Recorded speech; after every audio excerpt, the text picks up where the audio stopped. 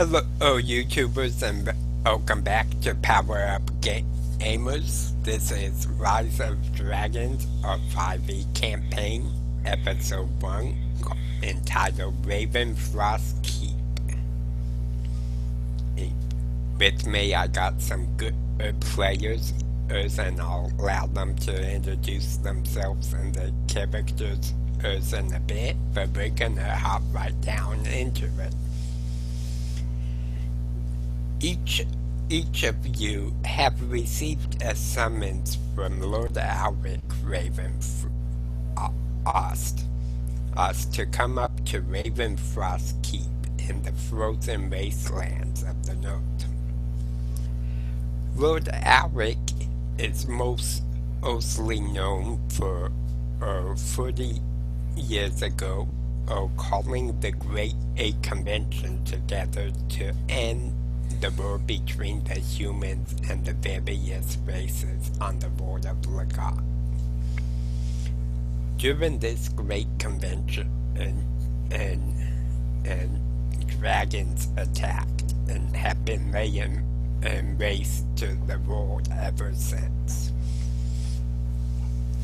Each of you are an adventurer in your own right, with some minor reputation, enough that Lord Alric has heard of you and has summoned you to his keep. The invitation does not say why he wishes to meet with you, only that there are matters of urgency to discuss, and he needs a capable crew to handle them. You have made your way to keep coming of the Whispering Chasm in the Dragon Spine Mountains. The land's barren, it's cold, or even though it's the middle of summer, the wind and chills you almost to the bone.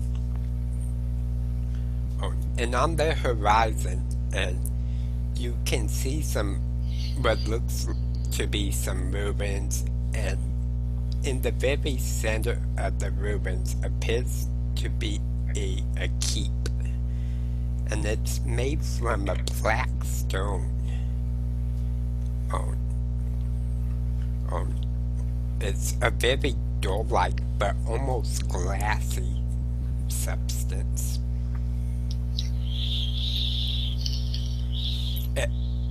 And this is where the invitation as said that Lord Alric holds his court. You walk through the streets. You notice it's primarily human ends, which aren't really widespread in the world.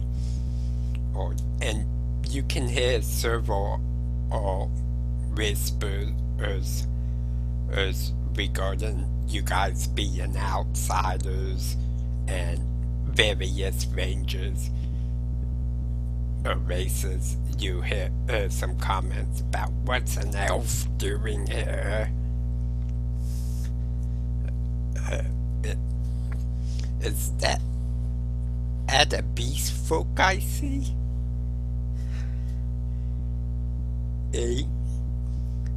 And it seems a crowd's almost following you as you approach what appears to be a large manor made of the same black stone. You walk through the gates. A servant sees you and looks at the invitation and says, Lord Alric will be waiting in the study. Come along. And he guides you to where Lord Alric will be sitting. And you walk into the study, and you see a man but under rolled up in what appears to be a brown woolen cloak. Oh, and he's sitting at the fireplace. Ace, and he hears the crowd whispering in behind you. Who throws back his head. Enough! Of, these are allies of Ravenfrost. If you don't like it, you are free to leave my keep. Ravenfrost will stand with those who stand with us. And he looks at you guys and gestures to several seats that are kind of gathered around the fireplace. At this point, Cable will kind of adjust the hood on his head as well, pull it back, kind of bow deeply, folding his arm in front of his abdomen and another behind him. He calmly walks over in his chainmail, the shield on his back bearing the symbol of life, that simple Ankh. Walks over and sits down. Looks at you, says, Cable, or is it? Please sit down. And he does. His wings, white, solid white, fluttering, and a single feather falling from the right wing down to the ground can be seen. It kind of zooms in. He kind of smiles, and he has kind of this look. You can tell he's been a soldier for a long time. And it's not that he's unfriendly, it's more of he's appraising each of you. And he looks to the others and says, Sargon, and I believe that's your name. You can be seated as well. And Sargon will have a very deep and humble bow, and he says, thank you. And he finds himself a chair. And it smiles, and several of the others don't know what he means, but you do. He says a stonewalker is always welcome here. You are far too generous. I do appreciate it. Not many people know of us. He goes, memories. You see, I knew Father Bertrand. And he was a close childhood friend. But I'm sure that was long before your time. And he gives a slight chuckle. He's elderly, a man, and you would think he's maybe in his 70s. He's also from his appearance, but not quite.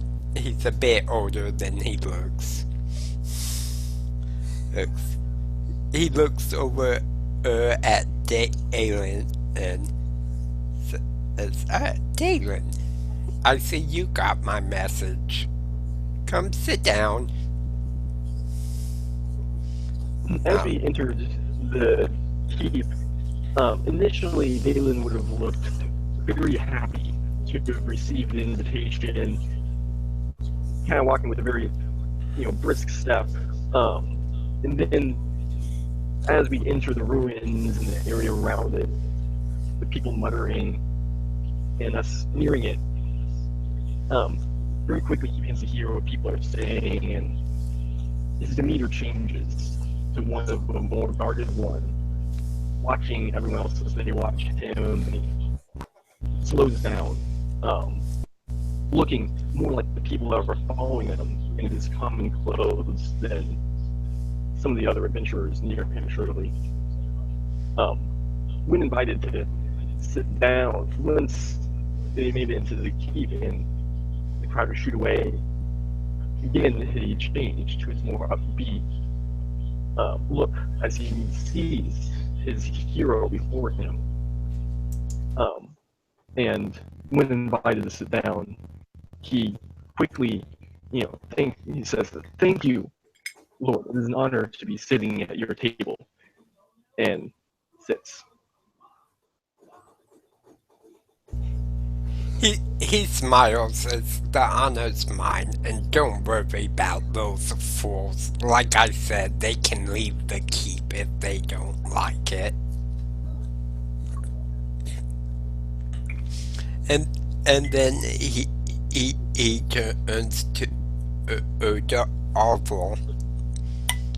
Oh, says Derville, you've come as well. Come, be seated. And I bow and thank you, my lord, and I'll come up and have a seat. He smiles, says, please, Alric is just fine. I'm still not used to some of these common folk calling me Lord. But I guess I take care of them the best I can. And do you guys need refreshments? I can have food and drink brought. Cable nods and says, a bit of wine would be most excellent, Alaric. And I hope that our meeting today is for the better of everyone. He says wine, eh? Hey, well, I'm particularly fond of the honey meat we have. It's quite good, and especially hot. But I could have some wine broth as well. Oh, he looks over at one of the servants and says, hop to it, lad. Not here to be inebriated. I just need the warmth. He smiles kindly. he laughs, goes, it is a bit cold out, and unfortunately, humans haven't spread to warmer climates yet. And he kind of looks down and says, I hope they do soon. I don't know how much more my old bones can take.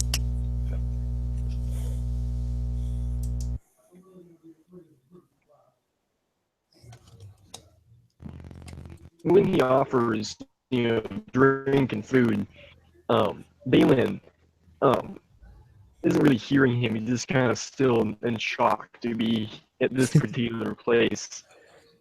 Just kind of looks around. Your question asks, I think snaps into it. It's like, oh, no, thank you, my lord. I mean, Alaric. I'll be fine.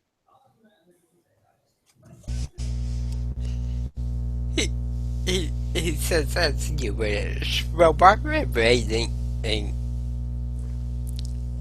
I know each of you know of the dragon attacks. They've been non-stop for several decades now. we need to figure out how to fix that problem, but there's some other problems have been popping up as well.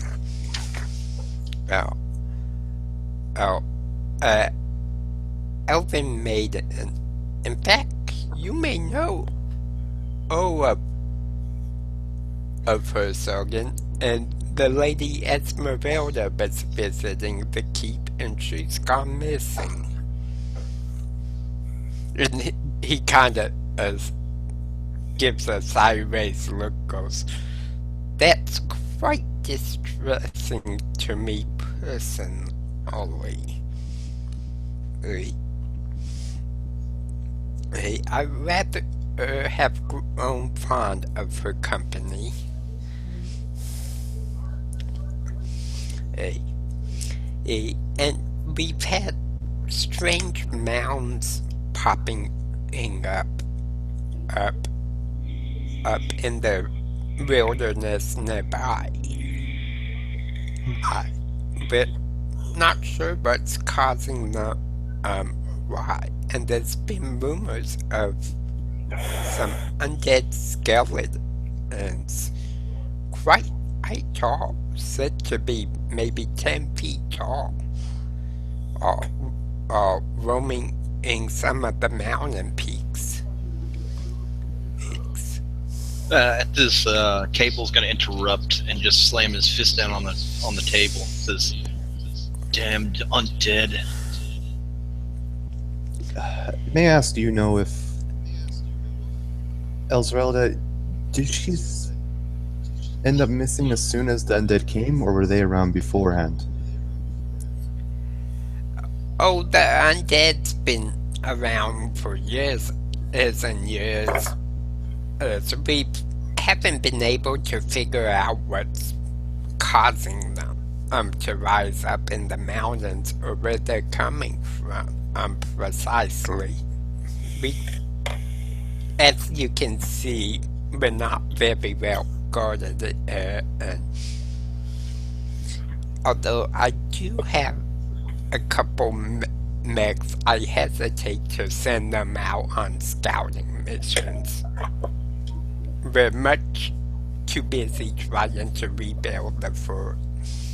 And we haven't heard from the snow elves in a while. And they provide us with this black stone. Oh, I believe they call it bleak iron.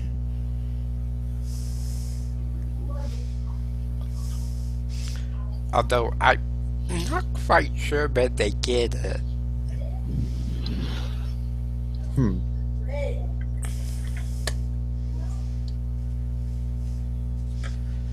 So I look. Cable looks around. He stands up, kind of nods, taking all this in. Walks over to Sargon, and places a hand on his shoulder and says, "I think the most dangerous of the three, the most important thing for the greater good of everyone, is dealing with those damned undead."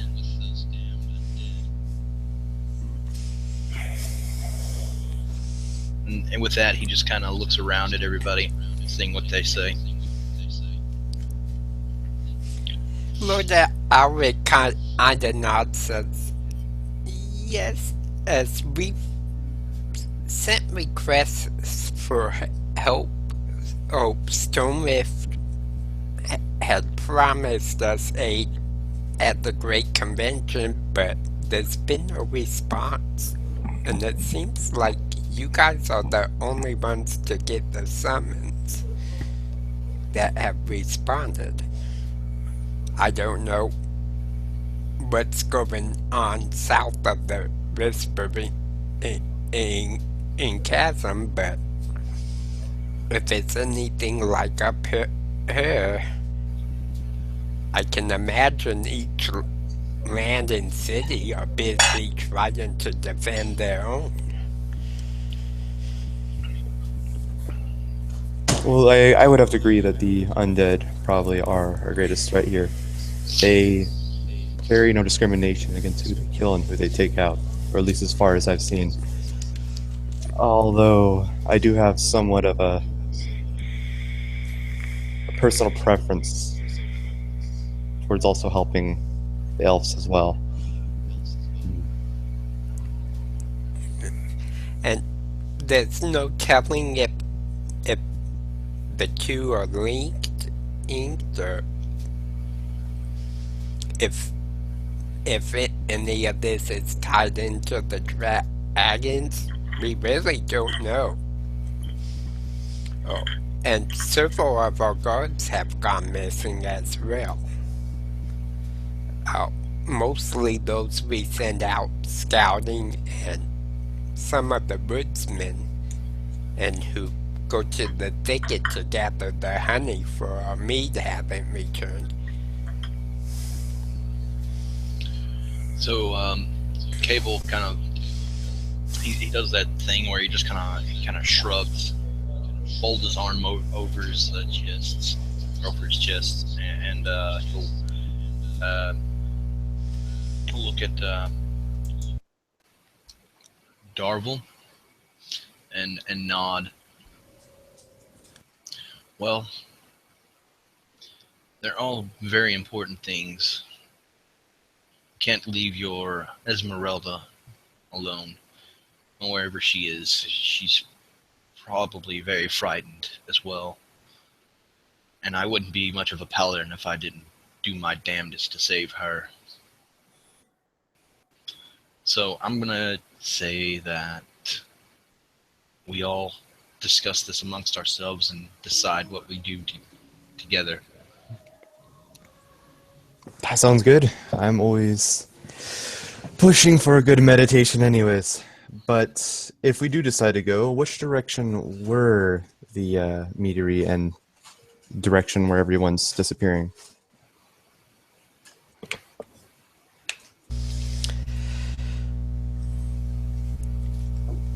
Lord Alric thinks for a moment, says, well, the thicket lays to the northwest, past the river, and you'll know the river. It flows upstream towards the crater where humans originally landed, and it's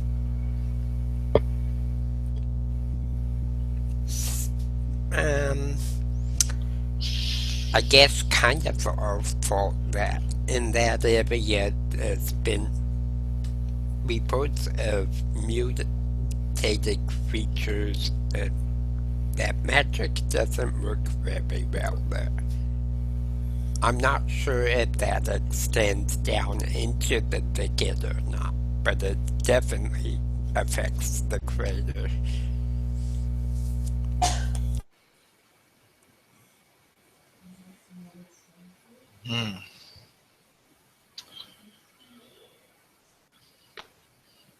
Well, I don't know the area very well, but it is possible some of these things are connected.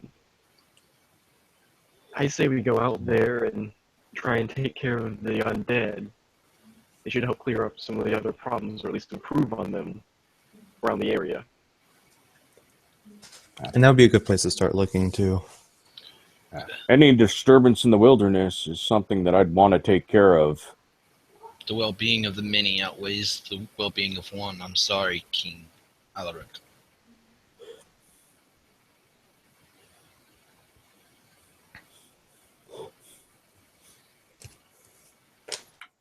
Looks like we've lost our GM for a moment. Uh-oh. Yep. Well, since he's gone, I guess there's nothing to stop me from grabbing a couple thousand experience points. Filling our coffers up too with the most rarest and best of magical items we can find. Yeah, I mean... Oh, since he's never actually seen my character sheet, we can just sort of wing it. So this is what PCs do when DMs are gone, apparently.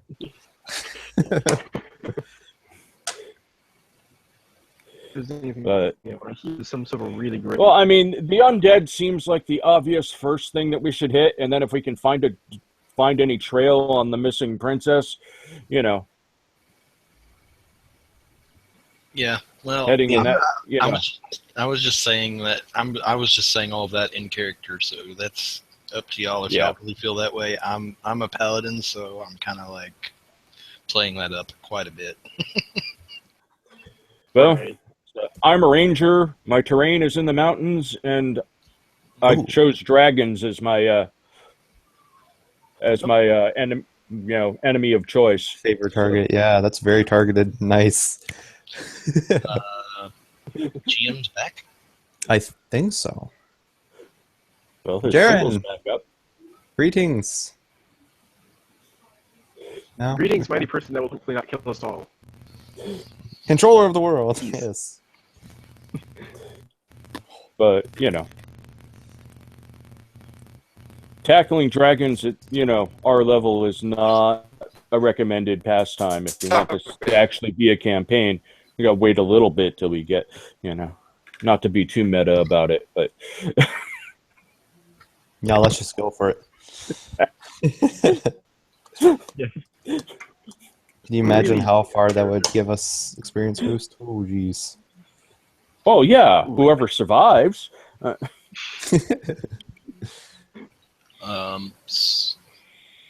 So we have a plan then, men. We're gonna go for the undead. Do what we can there for the people, and then see if we can't find somebody and make them talk. Tell us where to find Esmeralda. And if we do get a chance while we're out there, we might as well take a look at the elves.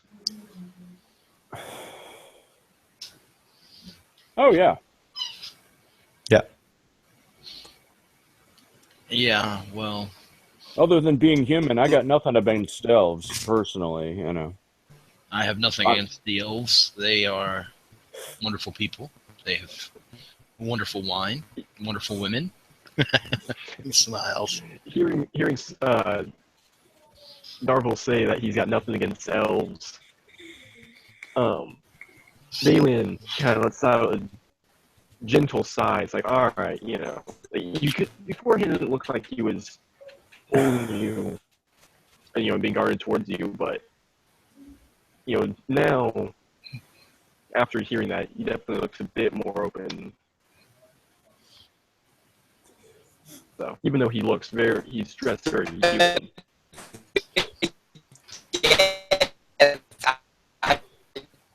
Wow. Jaren, you're breaking up. I can't Big time. hear you at all.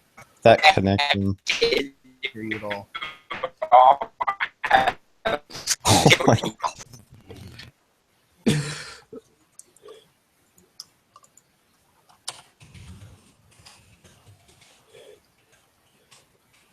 Well,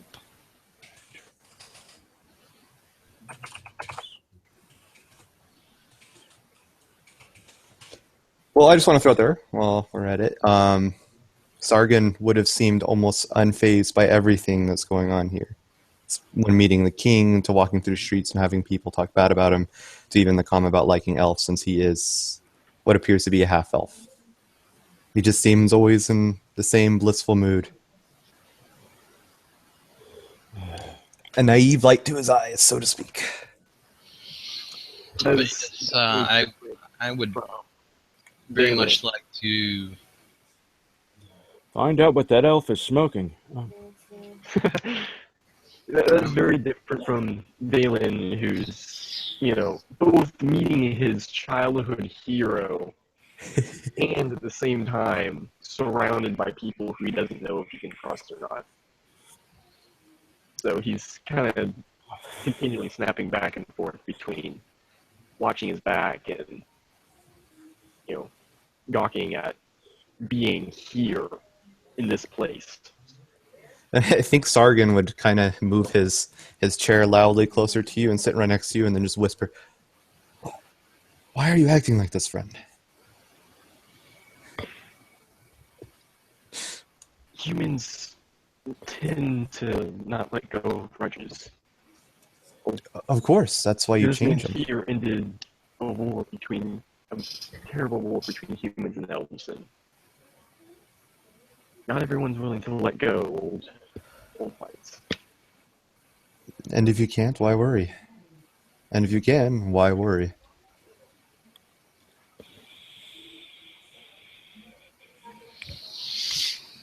I prefer to be on my guard, though. He kind of says this with a bit of, he's very clearly young. He says this with a kind of, way that you expect a hardened older person to say that. Someone who's seen stuff, Mm-hmm. he's definitely not trusting of humans, even though he, as far as anyone can tell, has been raised by them. And just off of sight, since I didn't quite pick it up, your character is Half elf. half elf. Do I know which elf, or is it just like generic? I just kept it generic. No, okay. Well, good and easy enough.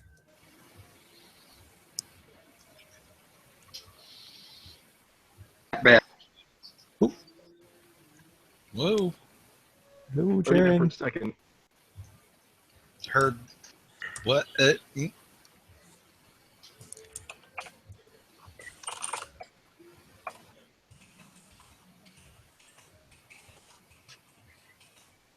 Technical issues. Yay. This is why I kind of miss actually in-person games. So, Well, Dalen, an online game if there wasn't some sort of. It's that bad. Oh, That's hey, what- That's way better. There we go. Michael, so I'll ask you in Elven if you speak Elven.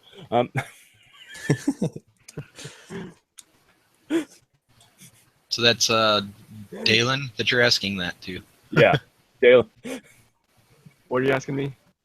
so if you speak Elven I Oh. know. in Elf, yeah, in Elven. Every time he responds in elf, it's kind of very mildly, that he can understand. I picked up enough to understand from my own studies. So he's not necessarily. And Sargon would just smile at you too.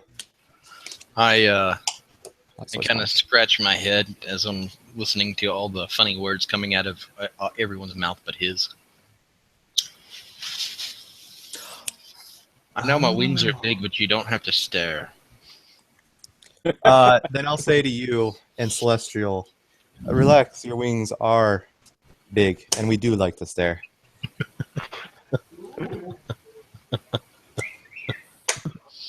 I kind of look at the man sitting next to me and it's like, that sounded maybe similar to Elven? What was it? It's somewhat like Elvin, a little bit older. Just a little, I say in common. Okay. Yeah, I guess, not, oh, okay. Pretend, clearly still confused. Like, yeah, I don't know what he said. Had that kind of sound to it, but. He kind of looks over at Sargon. So, seems you've been around. You've traveled different places and picked up a few interesting tongues along the way. That I have. And at the same time, I haven't traveled very far at all. Let's just say, where I grew up, I had many different ways of seeing the world without actually experiencing it. Reading became one of my favorite pastimes. It's called mescaline. It's the only way to fly.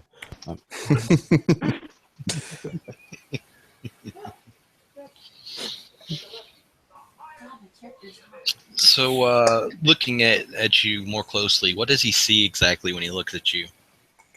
Really quickly, I just want to introduce that we're having a 1, 2. Huh? You guys okay. hear me now? No. Not really. We can piece together the words, but they aren't clear. Might have to go off air or something. I don't know. Yeah. We can always edit that later. Can y'all hear me okay, though? Yeah, I can hear you great. Yeah, we I asking can hear all the other players fine. You Yeah. hear me now? Yep. Yeah. Yep. But yeah, what do I see when I look at you? So because you're type, I'll just give a quick explanation. So basically, I look very plain. I wear very plain robes of just grays and whites. Around my wrist, I have basically prayer beads made of stone that each have a different symbol on it. And I wear gloves with 2 metal pieces on the inside. You can't quite exactly see what they are unless you actually watch me open my pit fist. But looking at my face, I just have abnormally large eyes. And to everybody else, I would look naive and silly and just very malevolent to all people. But to you, I'm guessing, you would see there's something else, something very familiar that you see in yourself. Okay. I got you. We both have Follows Guide.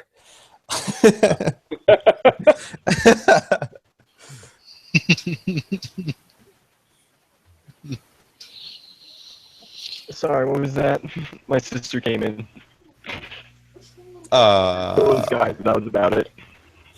I was just explaining myself. I just basically look very plain. I have prayer beads, the monk portion, and then I have metal things in my hands that are wrapped around my gloves. And then just that, to you, I would look just as a very kind, lighthearted, and maybe possibly naive soul. I'm young, and nothing too extraordinary about me. I mean, my body is toned and strong, as you expect a monk to be, but... So at this point, I kind of reach onto my back, grab the shield down, and I say, just stand right beside me. I'll make sure it's very hard for others to hit you. I like that, and I will happily get your back as well.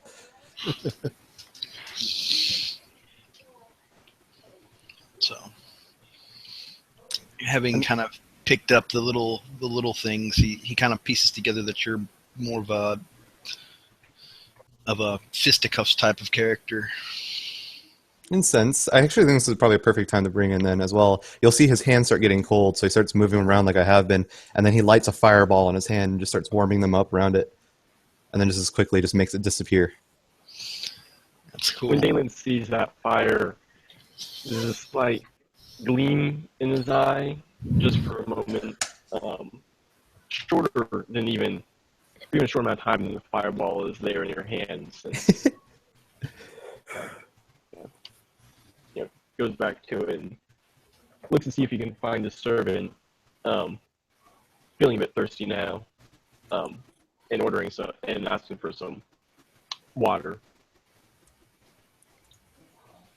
I think actually while you're doing that, then I'll kind of mess around with Cable a little bit, and I'll start creating like little orbs of light and kind of form around his wing to draw even more attention from all the humans and just kind of get a reaction out of people, trying to make them appear more angelic than they already are.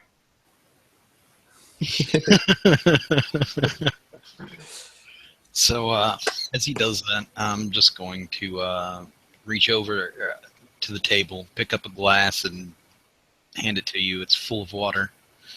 He smiles and says, "Here you go." Thank you, and I will take it. And drink it, I suppose. I mean, he trusts all of you, so.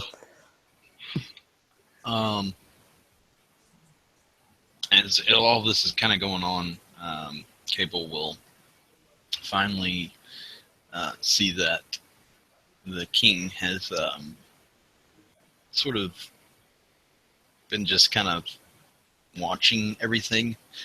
He kind of walks over to him and waves his hand in front of his face. I think he's got he's having an issue here, I think, and I think we should probably leave him to it. I think I've actually seen this before. My master used to do this all the time. You know, when you're older, your mind starts to fade a little bit. I think we should probably just... I agree with you. Let's let him rest. Servant, could you possibly show us to maybe a quarters where we can rest and prepare ourselves for the next adventure? He's going to break. He's going to break. They're acting like this in front of him, and then follow you guys.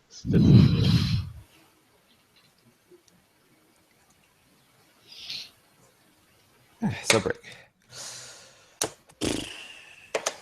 All right, and then turn my camera back on. 1 to 15, I guess. Yeah. So everybody, technical issues suck, and Google Hangouts is not cooperating at all with us tonight. So, in the interim, Oh, we will yay. be subjected to very bad roleplay, OOC knowledge that shouldn't be in character, and generally bad puns, probably. All of that is very correct. Don't worry, though. We keep the good stuff for the chat. What else can you expect from D&D?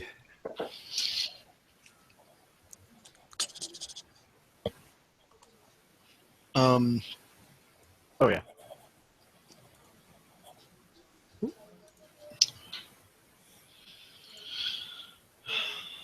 yeah.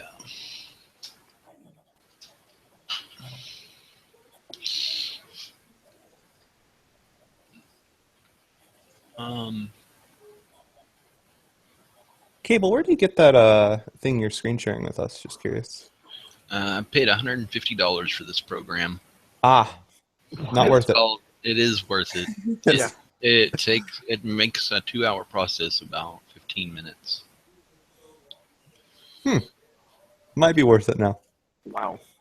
Yeah, I can drag and drop anything from Player's Handbook. It's called Fantasy Grounds Yeah, I know. too, by the way. I've seen that on Steam before. It's just for the price, it definitely has never looked like anything that I'd want. Especially since I'm someone that's always on a budget. Like, I'll just stick What to the PDFs. what else does it do besides just does it basically do everything? Because I see on the side it has like a crap ton of stuff. Yeah. Well, you see here, there's all the dice that you'll need for the game. I can search up any spell at a moment's notice. Even in other books, such as like Yeah. Elemental I've got Evil and all stuff. of them right here. See? There, it Cool. tells you where. Right there. I can find magic items, armor, go to the book. Like, I want something from the Sword Coast. There's spiked armor in Sword Coast. There it is. Yeah, I know for my spells, I use a free app. I can't see it very well for my laptop. Not with the screen glare now. Hey, I use the same app. So I just created a profile on that for all my spells. It's got all the feats right here. Yes, it's correct, computer. I did put amazing. my phone back in. You can make notes here. Like if something happened like tonight, I'm probably gonna make a note right now while it's fresh in my mind.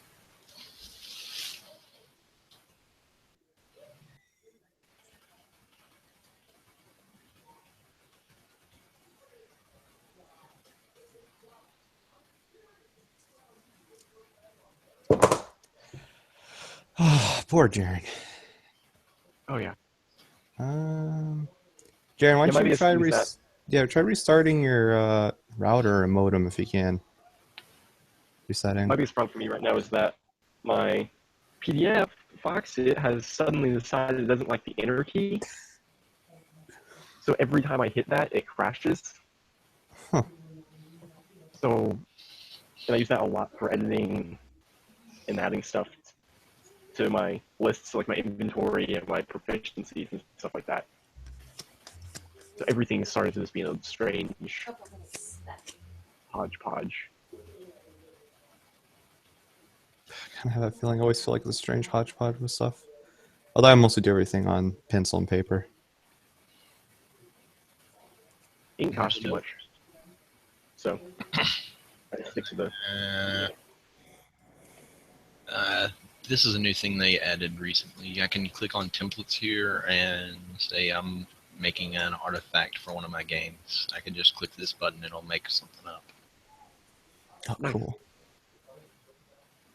So is everyone here also DM, or is this predominantly players? I think I'm probably the only GM. I'm not sure, though. I don't know yet.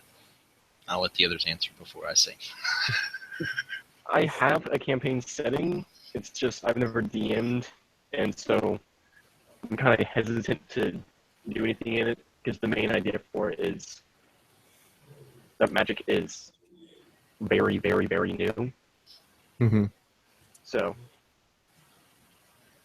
I'd like to do it. I'm just, real hesitant. Do it as a low fantasy game, then. That's probably the best way to handle that. John, do you DM or just PC? I haven't been game master in years. I am just getting back into D&D. Yeah, you need to do it. Your voice is just, that'd be awesome. So I don't know. I started watching the Provokers. I went and ordered the basic books. I finished reading the Player's Handbook and was just sort of threw it up on a couple of the Facebook things that I was looking for a game. So this is the first one I've gotten into, and it's still all in the back of my head, but I haven't read through all the Dungeon Master's guides. So I'll probably whip up something pretty comedic and trope heavy because that's the way I like to do. Oh, there's nothing wrong with that. Those games are sometimes the best. I don't want to be all snowflakey about the whole universe. It's just like, yes, you meet in a bar, you get in a fight, you get arrested. Some of the stereotypes are there for a reason. Yeah, I'm predominantly a DM now.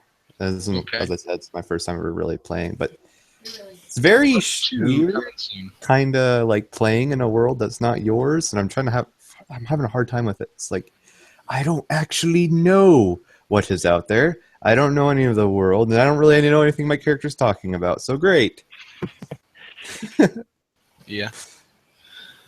Yep, I got no clue where anything is in relation to the world or where we are. Which is strange for me, because whenever I do any of my world building, I at least have a general idea of where cities are. Yeah. I'm on the same page. Like, I have no idea exactly what's even going on. Visual. So I'm assuming mountains somewhere in the north. Y'all see that message? That crater? Oh, yes. Can you stop and broadcast? Also stop broadcast and set up Hangouts for a second part of session. Okay, cool. Yeah, that's fine with me. Yeah, that's fine. Guess we'll just all meet up in a second. Yeah, then we can chill here and keep talking. Yeah, just chat.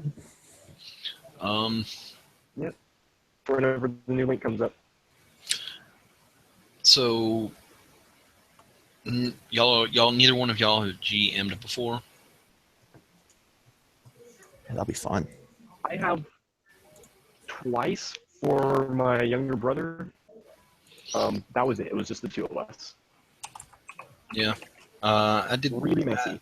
I did that in Pathfinder, and it was an absolute nightmare, and I'll never do it again. I'm not gonna say it was a nightmare. It was a pain for me because I created all these different ideas and stuff that I could never live up to. Mm-hmm. Yeah. And since it was just a one-on-one, and everything is being basically set for, like, you're going to have 4 to 5 players. It's like, what about one? I wanted to play Pathfinder. I wanted to play Pathfinder, so I went out. Pathfinder is so intimidating to me. I can't even. I went out. Looked at the book for it. No, and everything. Listen. I got the books. Okay. I've got the Player's Handbook, the DMG, and one other one I can't remember. But I went out and bought them, and then started DMing online through Roll20. And every game I made, there was always some asshole that was like, I want to use this trait. I'm like, traits aren't even a part of the core game, dude. Like, I don't even have access to that. And you want me to say yes? Dude, I don't.